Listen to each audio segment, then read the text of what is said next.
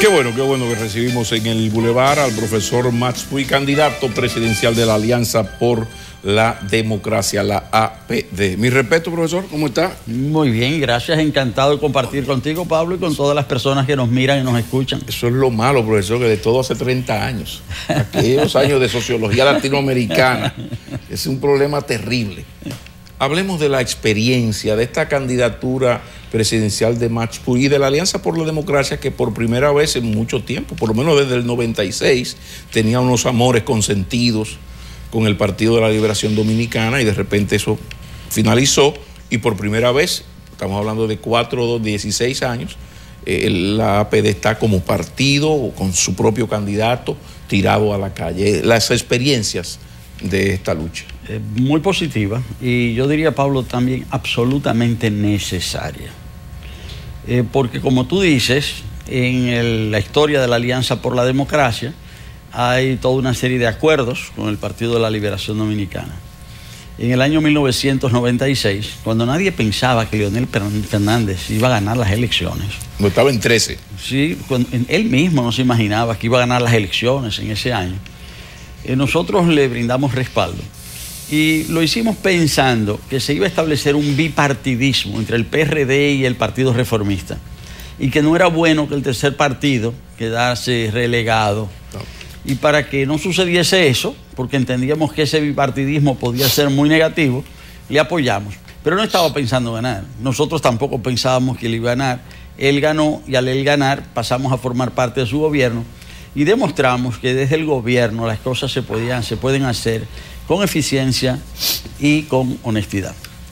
En el año 2004 le apoyamos de nuevo, pero ya sí sabiendo que podía ganar y queriendo que ganara, porque se había producido el colapso económico del 2003, y además el presidente Mejía había hecho modificar la Constitución para poderse repostular.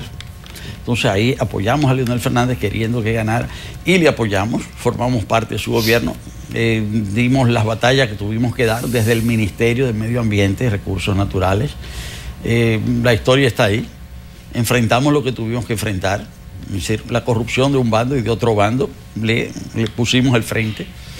En el 2008 ya fue distinto, porque ya nosotros nos reunimos con el presidente Fernández y les dijimos: mire, presidente, la deuda social se sigue ampliando, sigue aumentando. Nosotros queremos que el periodo, el cuatrenio 2008-2012, sea el cuatrenio de lo social. Aquí hay que pagar la deuda de salud, de educación, de vivienda, de servicios. Esto tenemos que manejarlo de otra manera. El presidente Fernández nos dijo: sí, cómo no, sí, cómo no. Acordamos aquello. No fue así. Nosotros entonces teníamos que analizar la situación y sacar las conclusiones, y las sacamos. Y decidimos que para nosotros ser leales a nosotros mismos, para ser consecuentes con nuestra forma de ver las cosas y de pensar, teníamos que decirle al país lo que estábamos observando y lo que estábamos planteando, y de ahí mi candidatura presidencial. Pero la salida de la APD no debilita las fuerzas más auténticamente democráticas, que las hay en el bloque que dirige el PLD, las fuerzas más éticas, que las hay, porque en ese bloque hay de todo. Y un poco, una de las flores de fango de ese bloque era la APD, yo lo he dicho aquí, sin limpiasaquismo aparte, por el comportamiento tanto eficiente como ético de no solo de Max Puig, sino de todo de la APD que ha trabajado en el Estado. Había algunos viceministros y cosas, todo el mundo lo había hecho muy bien. Entonces, ¿hasta qué punto la salida de la APD del bloque lo que hace es que debilita a un partido, a un bloque tan importante como el PLD, y lo deja en manos de lo que no representa la APD? Pablo, es que el sistema no da más, el modelo no da más. Nosotros hemos hecho un análisis, hemos observado justamente que la República Dominicana efectivamente ha crecido estos últimos 50 años. Se han creado riquezas, esas riquezas se han concentrado en pocas manos, se ha reproducido la pobreza, y el resultado es una sociedad donde unos pocos tienen mucho y muchos tienen muy poco. Y hoy, 2012, tenemos el mismo porcentaje de pobres que en 1992. Lo que quiere decir que como la población ha crecido, hoy tenemos más pobres que hace 20 años. El sistema reproduce esta situación social, más todavía. La polarización social es mayor, la concentración de la riqueza es mayor. Entonces, si nosotros estamos colaborando con ese propósito, ¿para qué estamos trabajando? Para acrecentar la desigualdad social en la República Dominicana. Yo no quiero trabajar en eso. Ese no es mi propósito. Eso es lo que explica la dureza de las críticas, que ha llamado la atención a más de uno. Yo he estado en tertulias así y más de uno me ha hecho la salvedad, como mira, de antiguos compañeros, como que se ve, llama la atención la dureza de la no ha habido tales críticas. De la crisis. No ha habido tales críticas. Las críticas... A la forma de gobernar me refiero, críticas al gobierno y a los funcionarios del gobierno. A la forma, a la estructura económica y social del país y a cómo la estructura política ha reproducido un sistema injusto.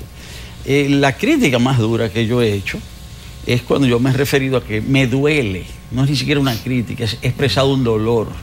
Me duele que el presidente Fernández haya sido tan permisivo con los hechos dolosos, con los actos de corrupción. Eso es lo más duro que yo he dicho, y en realidad lo que he hecho es expresar un dolor, es decir, porque yo no deseaba que eso hubiese sucedido así, pero pasó así. ¿Qué tengo que hacer?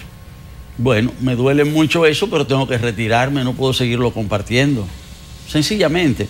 Y si no, yo lo que he hecho es criticar cómo todo el sistema político se ha puesto al servicio de esa forma de organización de la sociedad que es profundamente injusta. Entonces yo por eso estoy planteando que si el resultado social actual es un modelo de crecimiento económico que genera injusticia social, hay que cambiar el modelo, pero para eso hay que cambiar las formas de hacer política. Pero, don Mas, ¿cómo lograr, sobre todo para los partidos minoritarios, alternativos, como el suyo y otros, cómo lograr que ese discurso que lleva tanto a la racionalidad de lo que debe ser un Estado cale en la población? Y lo digo desde el punto de vista de los resultados de las encuestas, que siempre aparecen los partidos minoritarios con cada vez menos intención de voto en el electorado. Entonces vemos un electorado que se vuelca, a pesar de todos los pesares, hacia dos grandes partidos que han gobernado en los últimos 40 años y que son en todas las medidas los que tienen este sistema de cosas. Claro que sí, Eleonora. Por una razón muy sencilla, porque nosotros, a pesar de que nuestro sistema político es formalmente democrático, en realidad es clientelista, y el clientelismo es una negación de la democracia. Es una explotación de la pobreza y de las necesidades de las personas para inducir apoyos políticos. Y esto se ha venido reproduciendo, y es cierto, y por esa razón también es que las fuerzas políticas tradicionales tienen tanto apoyo. Pero eso termina, y aquí va a terminar como ha terminado en prácticamente todos los países de América del Sur.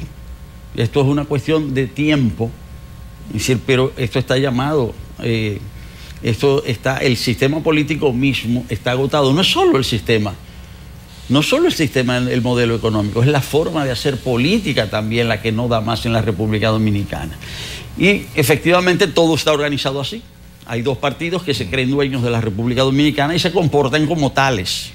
Y la legislación está organizada así. Ahora, llama la atención del éxito, aunque sea para morir de éxito, pero el éxito electoral de estos dos partidos. Llama la atención que un país con estas críticas, y qué bueno que estamos hablando con un profesor de sociología que acaba de dar de un dato interesante. O sea, el nivel de pobreza que tenemos ahora, ese 38, andamos por 38, 40 bajito, era el que teníamos en el 92. ¿Cómo se explica que aquí donde cada gobierno es el anticipo de un desencuentro, y pasan los años, las estadísticas están ahí, de la pobreza, y de repente, cuando vamos a la lucha electoral, yo no estoy diciendo que los alternativos ganen las elecciones, pero de repente del 100% que va a votar, 97, 96 están con uno de los dos bloques. Que la parte alternativa no tenga ni siquiera un 10,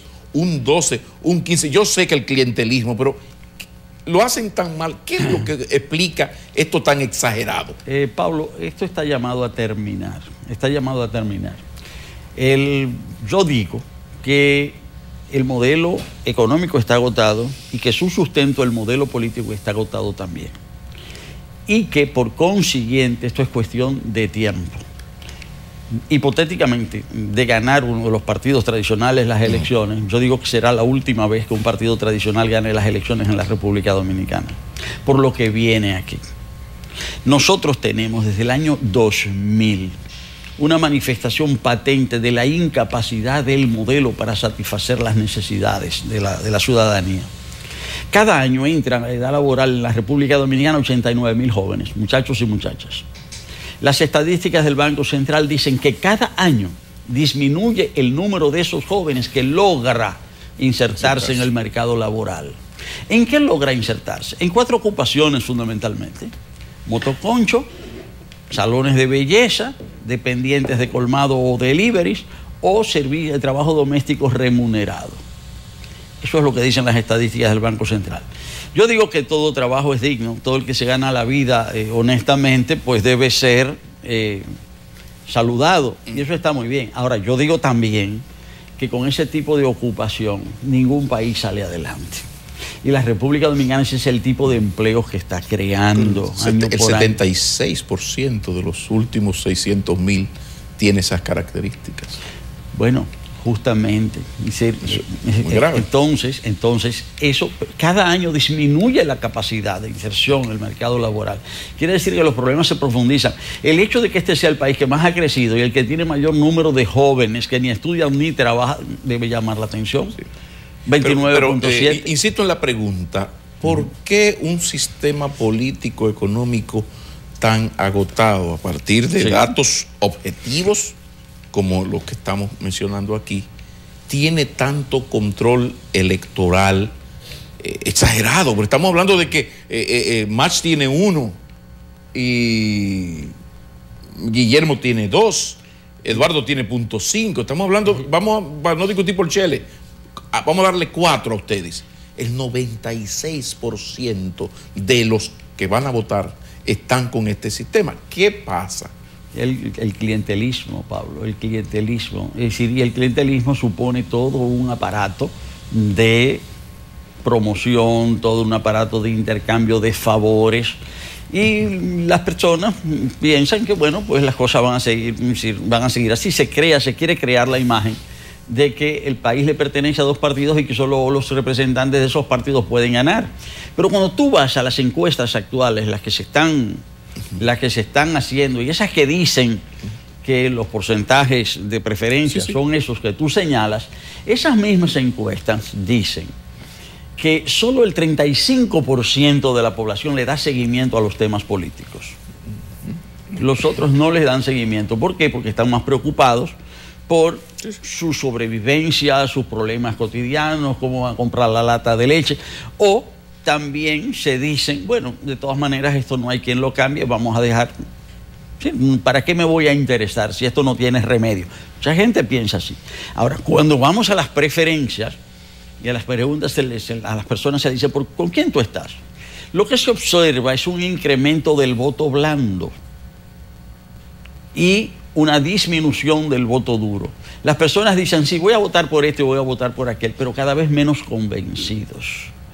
Y por eso es que hay tal volatilidad de las preferencias. Un día aparece uno arriba, otro día aparece otro, porque no hay convicciones fuertes. No estamos hablando de un liderazgo que convenza y que la gente esté absolutamente cierta de que... Y ahí no procede una autocrítica de que esos partidos de la izquierda democrática han sido incapaces de generar esperanza, confianza. Es decir, mira, esto está mal, pero a mí me cae bien. Este señor, óyeme, yo creo en ese señor, déjame yo apostar por aquí. Y que llegue ese señor a un 8, un 10, un 11. El 13 que tenía el PLD en el 96, por ejemplo. Pero todo eso va a suceder, Pablo. Todo eso va a suceder como ha sucedido en los otros países. ¿Pero sucederá de manera tranquila o traumática? Esa ruptura. Estamos haciendo todo el esfuerzo porque sea de manera tranquila. En el año 1998, cuando Hugo Chávez fue candidato por primera vez en Venezuela, que organizaba reuniones en todos los pueblos de allá, que no tenía dinero para la campaña, se burlaban de él. porque se decía que solo podían ganar los adecos o los copellanos, que no podía ganar más nadie, porque esos eran los dueños de Venezuela. Bueno, luego él sorprendió. Es decir, aquello fue una sorpresa, pero sorpresas similares se han producido en Ecuador, en Bolivia, en Perú, en Uruguay, en Paraguay. En Perú se ha desmantelado el sistema de partidos, en Venezuela se desmanteló el sistema de partidos, en Brasil gobierna el partido de Lula, en Bolivia está el MAS. Ahora, ¿qué ocurre? Esa es América Latina. Sí. En América Latina, la izquierda democrática está gobernando o esperando en un segundo lugar para gobernar en casi toda América Latina. Y de repente tú vas a la República Dominicana y hay dos partidos que se la van, que controlan, no es que están y que hay una tercera fuerza, lo que era el PLD cuando dominaba PRD, que el PLD tenía un 8, después subió a un 13, 16, 0 mata 0. Pero es que aquí, a pesar de todos estos datos objetivos que estamos presentando, a uno le llama la atención el éxito exagerado. Es que es 98-2 de los que van a votar. Pero al mismo tiempo que sucede eso, Pablo, hay una característica fundamental del sistema político y es la desconfianza.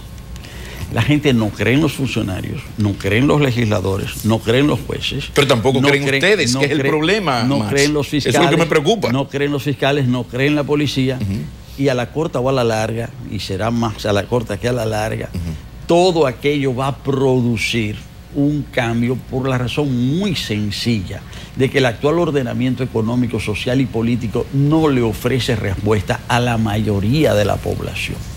Entonces, aquí está pasando lo mismo que sucedió en los otros países.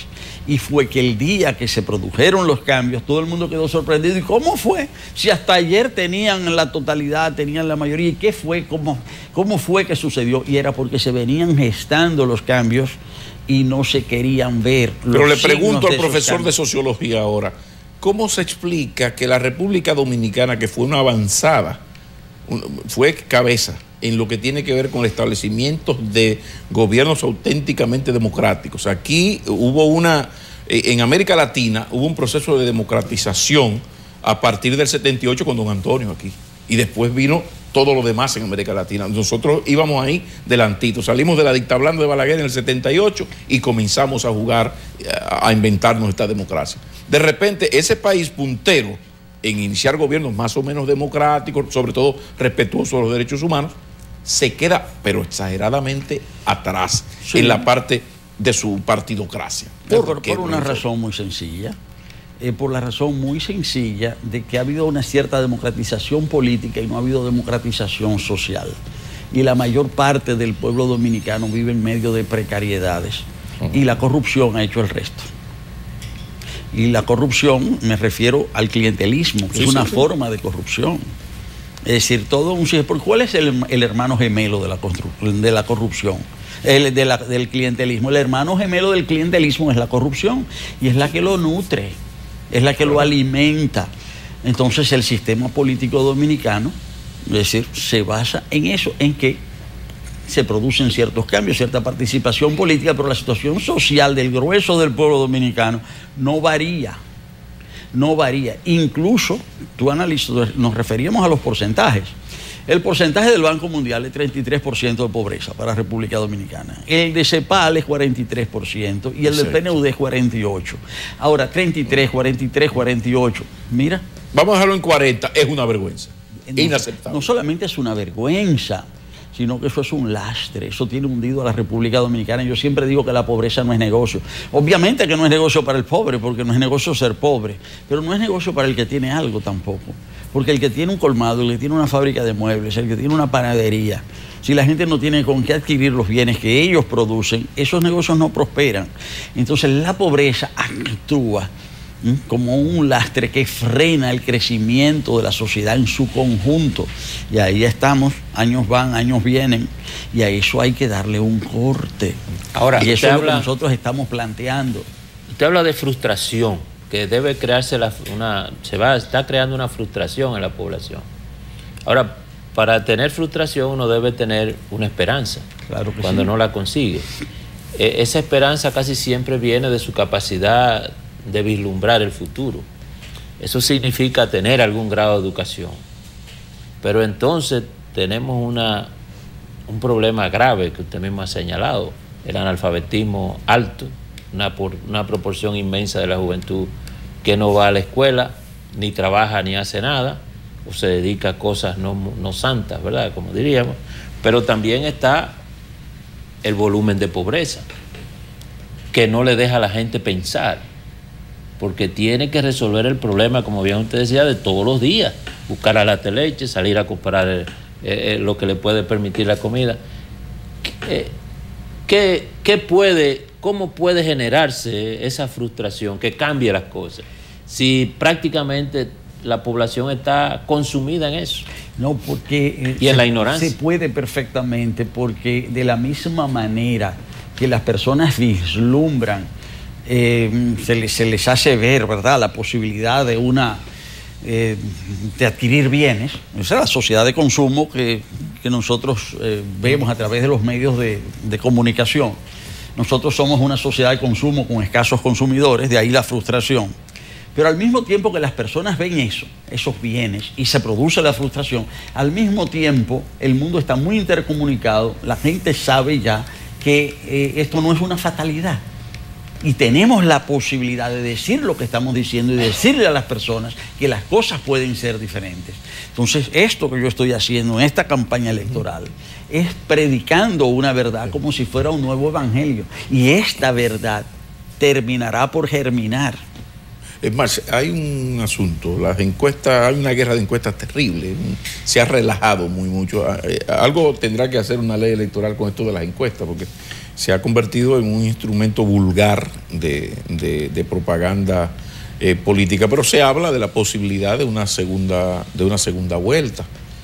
Primero, si cree Max Puig en esa posibilidad, como hay tantas encuestas, en la posibilidad de una segunda vuelta, y de haber una segunda vuelta, la posición de la Alianza por la Democracia. Bueno, en primer lugar, el porqué de todas estas variaciones que se dan, yo le expliqué hace un momento. Hay una gran duda, es decir, las personas no están seguras de una u otra posición, ha crecido el voto blando.